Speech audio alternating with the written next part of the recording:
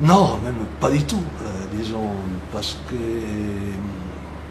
après la séparation de l'Église de l'État, une série de lois des républiques occidentales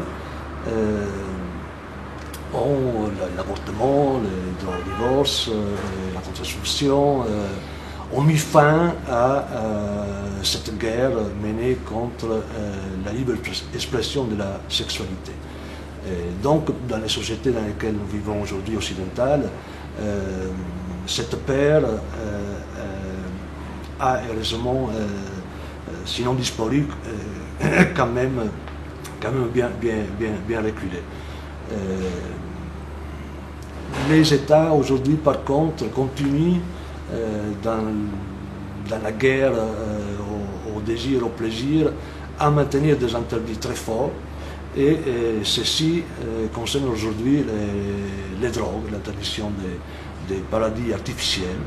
Après avoir interdit les paradis sur Terre à travers les désirs et la sexualité, c'est aujourd'hui d'autres paradis qui sont interdits par les États laïques. Ceci dit, l'Église catholique continue à maintenir tout l'arsenal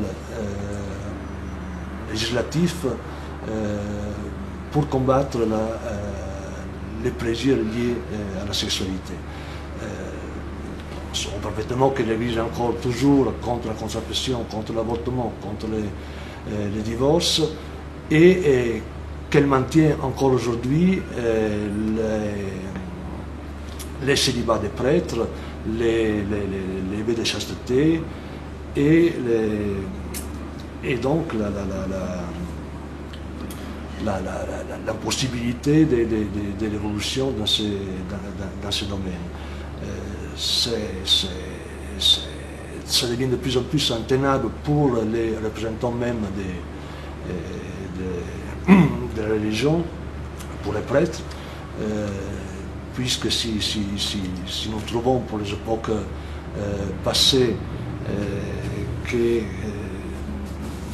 les prêtres n'arrivaient pas dans certains cas à se maintenir dans la chasteté, aujourd'hui avec la libération des messes, il est devenu encore plus difficile pour les religieux de fermer les yeux.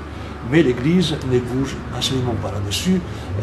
Encore les délits de sollicitation par la confession est encore en vigueur. Il a été remis l'actualité en 2002 par le cardinal Ratzinger, devenu ensuite pape Benoît XVI. Donc vous voyez, rien n'a bougé dans ce domaine pour l'Église. C'est assez incroyable et ça mériterait un débat de société qui dépasse les scandales de pédophilie qui ne sont qu'un aspect, bien sûr, condamnable, mais ce n'est qu'un aspect provoqué par ces multiples interdits de la sexualité de la part de l'Église. C'est l'aspect le plus visible, le plus monté en épingle aujourd'hui par les médias, mais ce n'est qu'un aspect.